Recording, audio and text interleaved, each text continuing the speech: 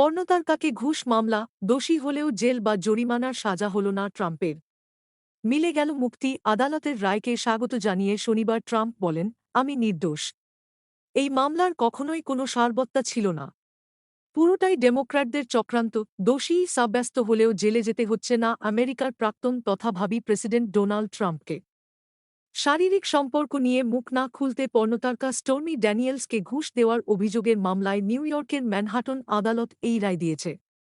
আগামী ২০ জানুয়ারি আমেরিকার প্রেসিডেন্ট হিসাবে দায়িত্ব নেবেন ট্রাম্প। তার আগে আদালতের এই রায় তাঁর কাছে বড় স্বস্তি বলে মনে করা হচ্ছে। আদালতের রায়কে স্বাগত জানিয়ে শনিবার ট্রাম্প বলেন, আমি নির্দোষ। এই মামলার কখনোই কোনো সারবত্তা ছিল না। পুরোটাই ডেমোক্র্যাটদের চক্রান্ত। বিচারক জুয়ান মার্চেন তাঁর রায় ঘোষণা করতে গিয়ে বলেছেন, ট্রাম্পকে বিনা শর্তে মুক্তি দেওয়া হচ্ছে। যদিও গত বছর টানা ৬ সপ্তাহের শুনানির পরে ট্রাম্পকে দোষী সাব্যস্ত করেছিল নিউ ইয়র্ক আদালতের ১১ সদস্যের জুরি বোর্ড। ওই মামলায় ট্রাম্পের বিরুদ্ধে আনা ৩৪টি অভিযোগের সবকটিই প্রমাণিত হয়েছে বলে জানিয়েছিল বোর্ড। পর্ণতারকা স্টোর্মির দাবি ছিল, ২০০৬ সালে তাঁর সঙ্গে ট্রাম্পের শারীরিক সম্পর্ক হয়েছিল।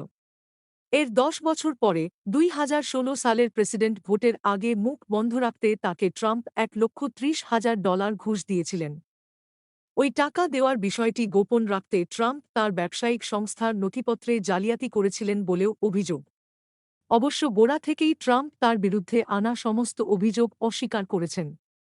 ২০২৩ সালের মার্চে ট্রাম্পের বিরুদ্ধে চার্জ গঠন করেছিল নিউ ইয়র্কের গ্র্যান্ড জুরি। সে বছরের এপ্রিলে তাঁকে ওই মামলায় জিজ্ঞাসাবাদ এবং গ্রেপ্তারও করা হয়েছিল। যদিও গ্রেপ্তারের পরেই জামিনে মুক্তি পেয়েছিলেন রিপাবলিকান পার্টির প্রবীণ নেতা। জুরি বোর্ডের নির্দেশ Manhattan district attorney Alvin brag ১৫৭৩৬২৭ অভিযোগের তদন্ত করেছিলেন। তিনি ডেমোক্র্যাট দলের সদস্য, ফলে রাজনৈতিক চক্রান্তের অভিযোগ তুলেছিলেন ট্রাম্প এবং তাঁর অনুগামী রিপাবলিকান নেতারা। রায় ঘোষণার পরে শনিবার ট্রাম্প আরও একবার সেই রাজনৈতিক চক্রান্তের অভিযোগ প্রকাশ্যে এনেছেন। যদিও ট্রাম্পের প্রাক্তন আইনজীবী মাইকেল কোহেন দাবি করেছিলেন, তিনিই ট্রাম্পের হয়ে স্টোর্মি এবং অন্য এক মডেল কারেনের কাছে অর্থ পৌঁছে দেওয়ার কাজ করেছিলেন।